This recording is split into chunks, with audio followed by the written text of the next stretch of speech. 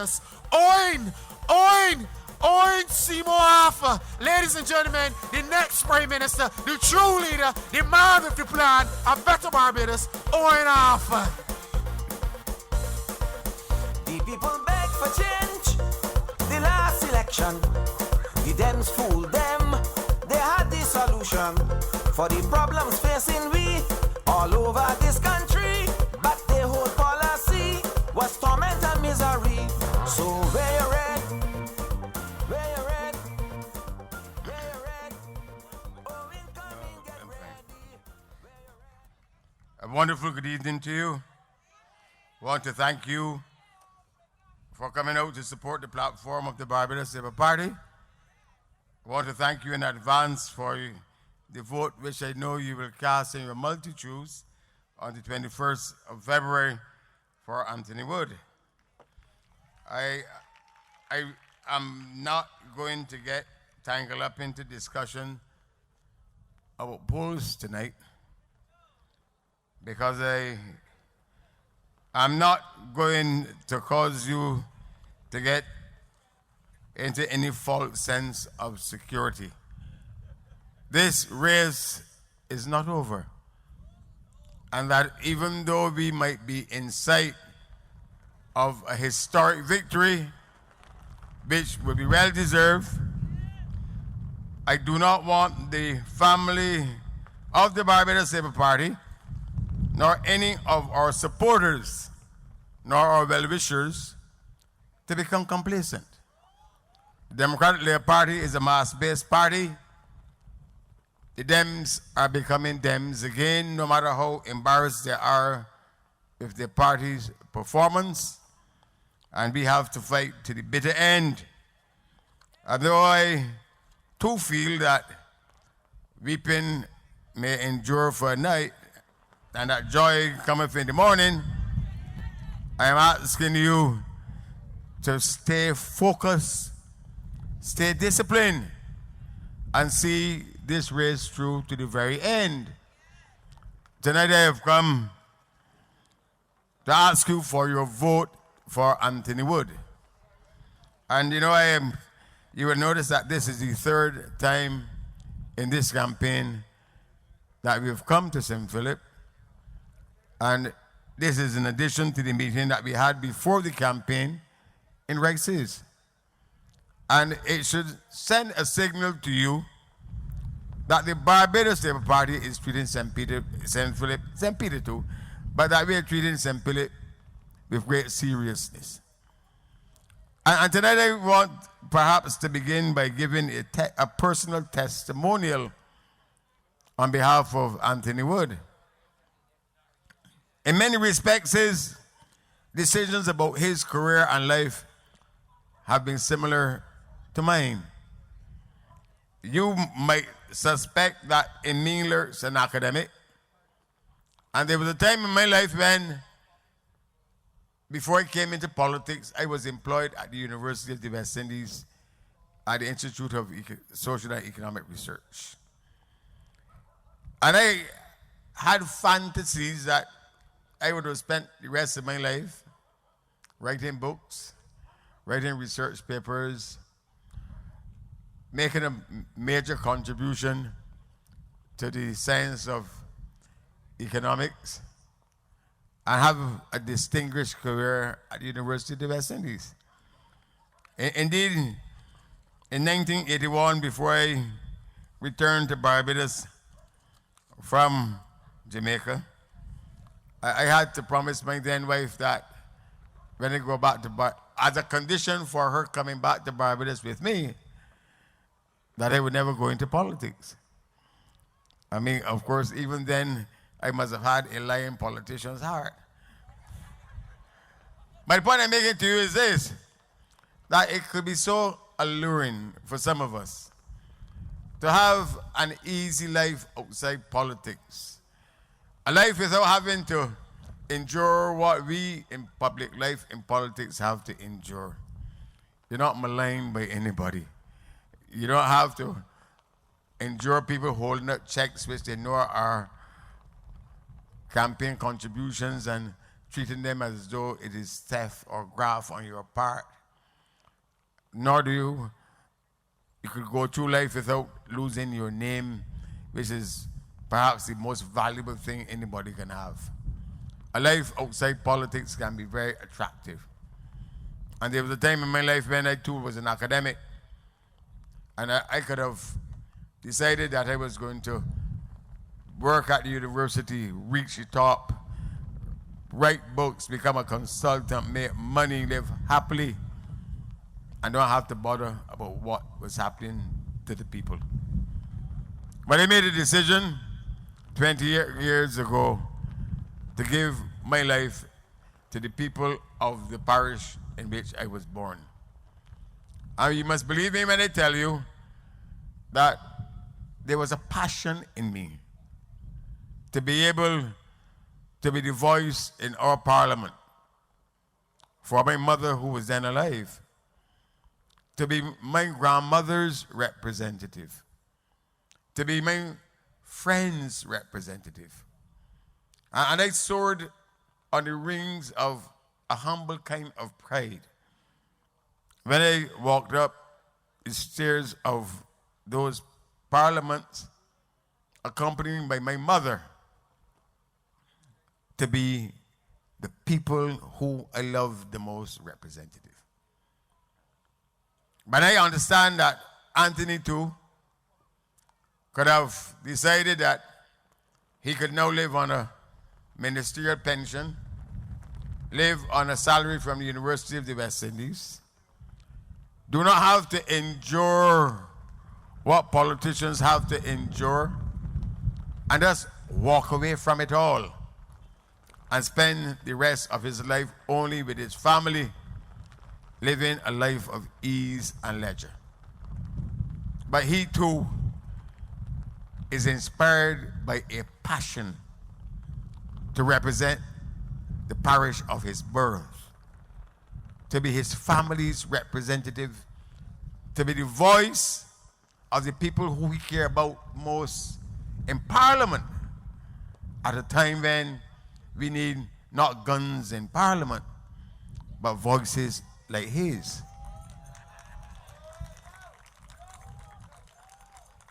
And you notice that I'm coming to St. Philip a lot. And I'm speaking for Anthony Wood a lot. Because the responsibility I carry as leader of the Barbados Labour Party in this election is heavier than any responsibility I've carried in previous elections. It's not just about winning a government. It is that in this campaign we have 13 candidates who are facing the polls for the first time. We don't have a party of Henry Ford and a Bree St. John and Billy Miller and Louis Tull and David Simmons and all those well-known, illustrious political celebrities. We have a party of young people, and therefore I have a lot of duties to the party to help them to become known and viable.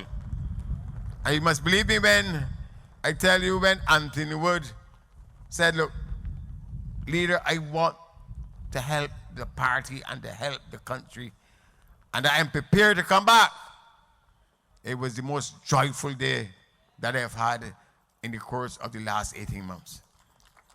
And today I've come tonight not just to thank you for what you have done for the party, but I think that you have made my life as a political leader easier, because I can be sure that once you are candidate for St. Philip South, that the Democratic Labour Party can no longer count that seat as a safe seat, and that we can go into this election assured that once St. Philip South can be won by the Barbados Labour Party, the Barbados Labour Party will be the next government of this country. And in that sense, therefore, in which Anthony Wood's candidacy in this constituency is bigger than this constituency, he could help determine the outcome of this entire election, and in so doing, decide whether Barbados is going to have a brighter future or continue on this dismal path that is leading us into the realms of destruction. And, you know, this has been an election that has had some toss and turns that have been truly disgraceful. I just told the people of St. Andrew that in all my life in politics, I've never felt ashamed of the political process more than when I saw the Democratic Labour Party use one of our senior citizens in an ad to exploit her, to put words in her mouth that they know are a falsehood, that she is afraid that the Barbados Labour Party is going to put her in a condition where she will have to stop traveling on the bus free. These things are unworthy. We are too good a country to choose a government only upon the basis of fear. We are too good a people to allow our senior citizens to be exploited in that opportunistic way for a cause that the exploiters know is a false cause. The Barbados Labour Party is the party that enabled pensioners in the first instance to travel free on bus fares. It is one of the reasons why we will never privatize the transport board. Can't, never will. And I say that to you because I represent a constituency that the great Errol Barrow once said is not on his map of Barbados and is behind God's back. And my people in Boscobel. And have you ever heard of a place called Lonesome Hill? Lonesome Hill is called Lonesome Hill because it's far. In rural Barbados, Indian ground. These people depend upon public transport. And it sickens me when I can see an old woman being used by the Democratic Labour Party in an improper way to spread the panic that we are about now to do something that we do not intend to do. And I've said, and I say it again, that when my 13-year-old daughter can say, Daddy, but is it true that if you all win the government, that you are going to ask children to go back to school on Saturdays and Sundays and stop children from being able to travel on the bus free? This is sick politics. When a political institution has to use the old and the young opportunistically to spread a nasty message of fear, they are undeserving of the support of decent Barbadians. And Barbadians are decent people.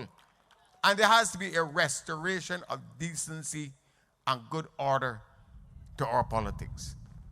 And sometimes when they think it can't get worse, you know, things happen that shock me and shock me and shock me as to the things that the Democratic Labour Party are capable of. You will soon see something comes out about a man from St. Philip. His name is Donville Innes. He's the Minister of Health. Don't the Dems understand that Barbados' credit rating has been reduced to junk? Don't they understand that as the government of this country, they have a duty to protect the fair name of this good land from having our name tarnished in the world? Barbados must stand for something. We are a good land. We are a good country. We are good people. We may be afflicted by a bad government, but we do not deserve what the Dems are doing to us. And these things supported by documentary evidence are telling you, and you're going to hear see it in the media, that U.S. courts are serving a Barbados minister with summons over his ownership of an internet pornography and dating sites. And Donville Innes was an owner of a sexsearch.com site. An underage teen was raped in Ohio, USA. She met her attacker on sexsearch.com. The accuser is now suing the owners of sexsearch.com, including Donville Innis, for their part in exposing this girl to this harm. Do you think that this should be being done to our country by people who we put in position of authority? That a minister of the crown name linked to selling pornography, and that he making a living and has made a living from the sale of pornography? This parish is a parish that stands out in Barbados for being distinctively different and high. To be a Philippine is regarded by the rest of Barbadian to be an outstanding Barbadian. And what Donville Innis has done by associating himself with this kind of nastiness degrades himself, degrades St. Philip, degrades Barbados. And we have to rescue Barbados from this kind of sickness. Because a government that can have in its midst a person like this, who makes a living from this, surrenders any moral authority whatsoever to lead a decent people. And then, in the midst of this election, the Democratic Labour Party continues to show a disrespect for the rule of law, such that causes me to say that if the Democratic Labour Party stays in office, not only will they mash up this economy, but they will mash up the society. Barbados has had, again, a reputation that we stand out in the world as one of the countries where you do not have to send observers to observe our elections.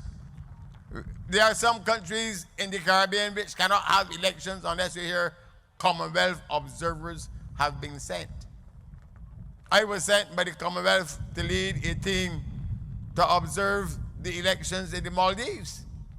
And Billy Miller has had to do it. But we in Barbados have been untainted by even the slightest tinge of electoral impropriety. And it is what gives Barbados its name. And it is what connotes in people's mind that in dealing with Barbados, they're dealing with a serious, stable society.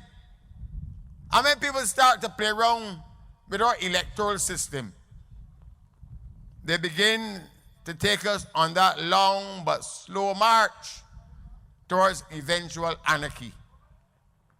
There are laws in Barbados governing the way in which political broadcasts should take place. Last night I was part of a political broadcast because the law says that the opposition should have only 2 political broadcasts in an election, and the second one should be 30 minutes. So all laws regulate political broadcasts. And all political broadcasts should take place under the auspices of the rules administered by the Electoral and Boundaries Commission. And the Democratic Labour Party, too, will be allowed their broadcast, 1 more than ours. So they have 3 and we have 2.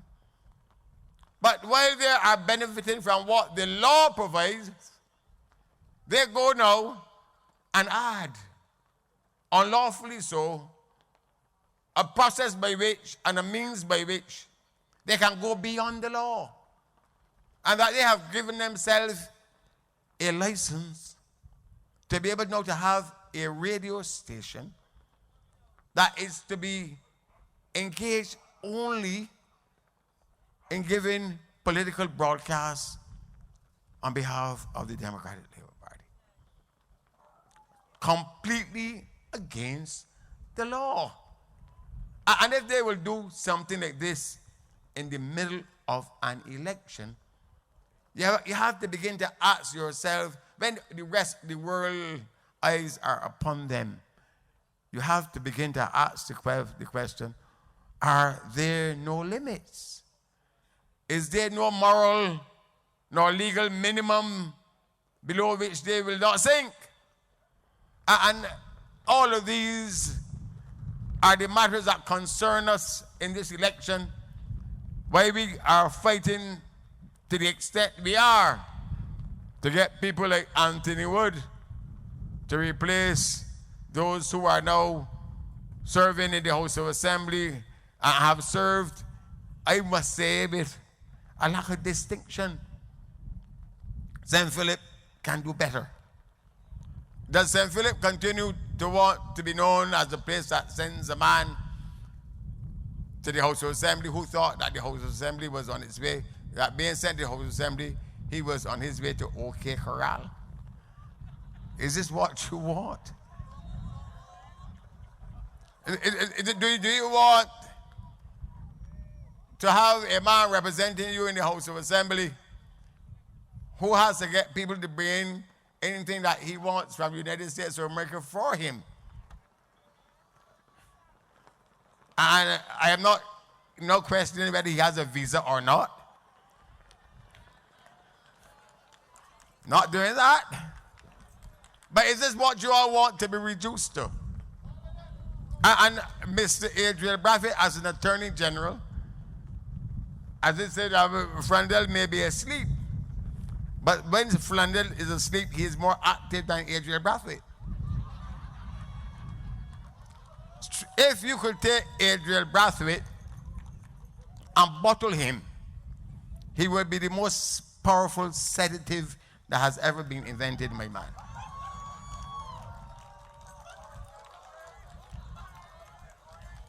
In the words of Coleridge, he is as idle as a painted ship upon a painted ocean.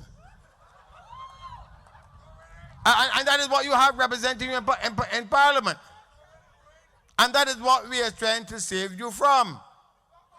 And in Anthony Wood, you have a man, I tell you, that brings to public life the ideal.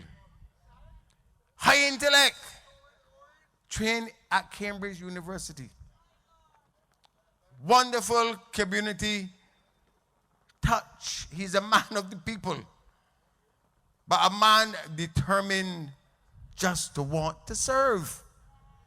And what more can you really want when you think about it than that wonderful combination that he brings to you? Now I have come tonight to tell you that he wants to serve. And that we want to govern in 2 words. The reason why we want to be the government can be summed up in 2 words. We care. We really do. Our country is hurting. The poor have become pauperized. The middle class is now become the working poor. And even people of means are finding their circumstances straightened.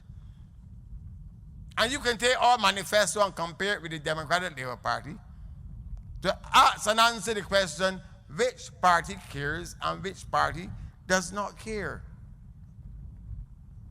For you, your biggest problem is the problem of daily survival in the face of a steepling cost of living. That is true.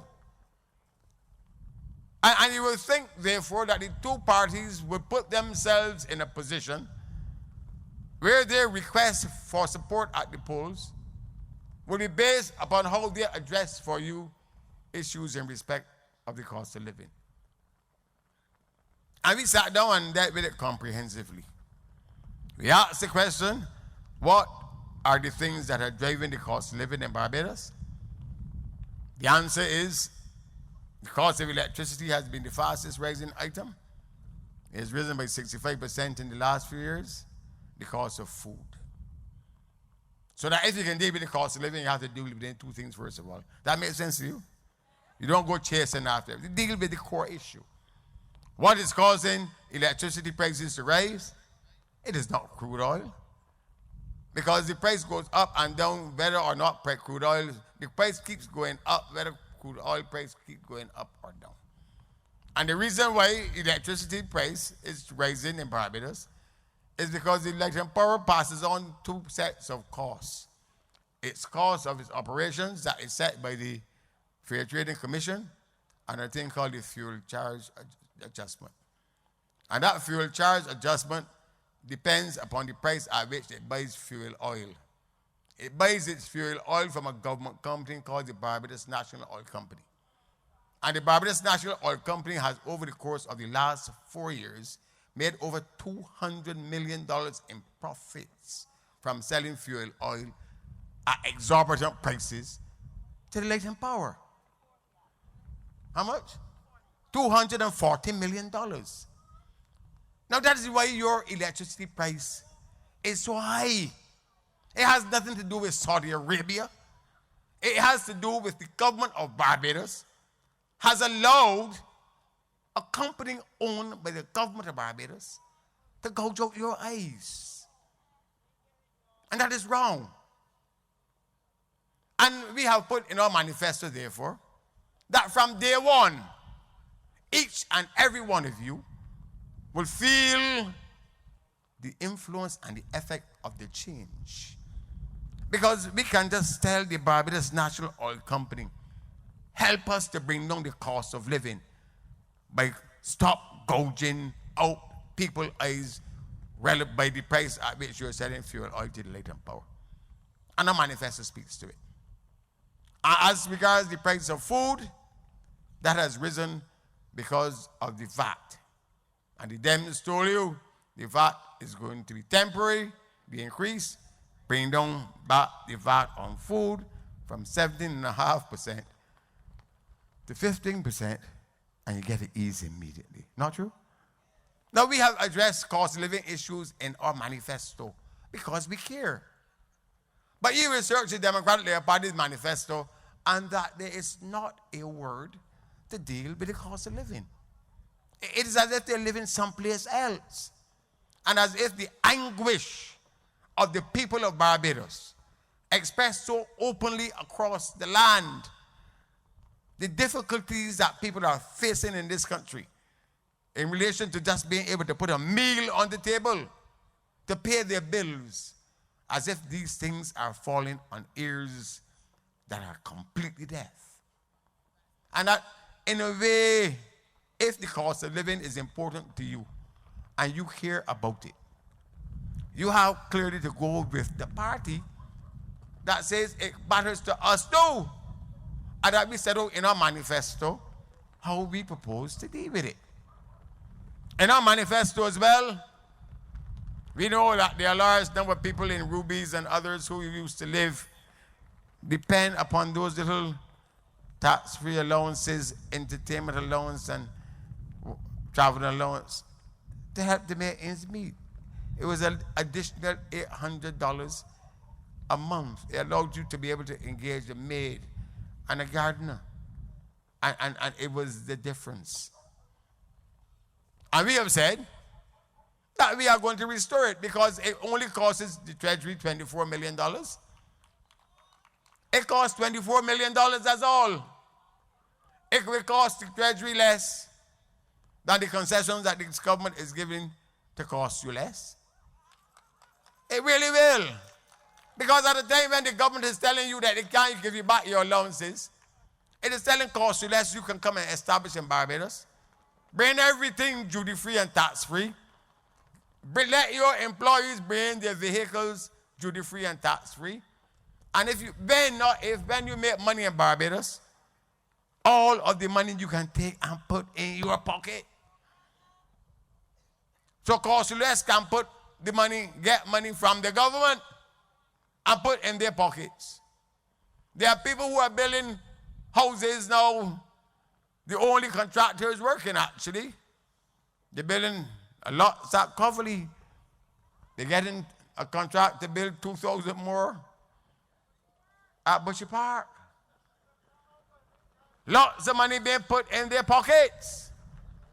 But the government telling you, in the words of your Prime Minister, that it is not the government's responsibility to put money in your pocket, that if you want money to put in your pocket, go to the drug dealers and to the criminal elements. That is shameful. Those kind of words should not fall from the mouth of a Prime Minister, especially saying he is presiding over government that is putting money in other people's pockets. And I say to you in Ruby and all through St. Philip, that the argument that they don't have it to give, it's a joke. It's a joke. They're giving it to others. Why can't they not give it to you? And you in St. Philip have been faithful to the Democratic Labour Party over and over again. They regard you as a safe constituency. And they believe that they are not deserving of your vote in this election. If a Prime Minister can tell you, see you're suffering, that you can't get back your allowances, go to the drug traders. We got it in our manifesto. Because why? We care. And there are many of you living in these districts who are victims of the Clico debacle. No government, B or D, should allow 35,000 people to suffer the way in which Clico people have suffered for 4 years. And we in the Barbados Labour Party told them, look, if the concern is that you don't want the IMF or the rating agencies or whoever to think bad of us because we have to fix it, let us set aside a day and we can call it the Clico Day. And government and opposition sit together and tell the people of the world, we have been sent here to take charge of the people's business, and that we shall not allow 35,000 of our citizens to suffer because we are ourselves the victims of inertia. And let us fix it. And they had opportunity to do with it. They found ways of bringing to Parliament all kind of piffle and trivia, supplementaries to provide resources for football competitions to honor the dead, and all kind of things like that. But it must be something that pains those who feel that governments exist to govern, that 4 years could elapse, and these people have been put in a condition of what I call permanent contingency. Don't know whether they're coming or going. Trinidad has fixed their situation. The OECS has fixed theirs in relation to British American. And the government of Barbados has been reduced to powerlessness in a way as if our independence and our right to self-determination means no nothing at all. And they should be ashamed. They should be ashamed. Because governments exist to make decisions. And that's why you have governments. And the decisions must be decisions in the public interest. And you make the decisions, and then you do this. Come back to the people, say we have made decisions, we have to account for what we did. But you cannot be in a position where you refuse to act and put people's lives in peril. And I raised this issue because they asked you to go to our manifesto again. In our manifesto, we set out clearly how the Clico matter must and can be dealt with. Dealing with it first in Barbados, and then tell the OECS countries we will help you too. But we are not going to let the taxpayers of Barbados shoulder all of the burden of settling this Clico matter. That they have to put something on the table too. Because it would be very unfair to you who are struggling to pay your bills, that you have to go and pay for Clico's mistakes all across the Caribbean. And it's not that we're insensitive to their needs, but we have to be fair to you. And you pick up our manifestos, we set out clearly how we're going to deal with the needs of 35,000 decent Barbadians who have suffered because the system failed them. And there's not a word about settling Clico in the Democratic Labour Party manifesto. And I could go on and go on and go on. And I've never been in an election where, for me, the issue is so simple. Do you care? If you care, you express it. And we have in this manifesto spent a lot of time assessing what it is that the people of Barbados needs to be done. And we've measured carefully what we think can be done. And we've given you an honest perspective as to how we can take this country that is falling behind, that is being left behind, that is in danger of going under, and that we can make it a better country with a brighter future. Yes, we can. Yes, we must. And yes, we will.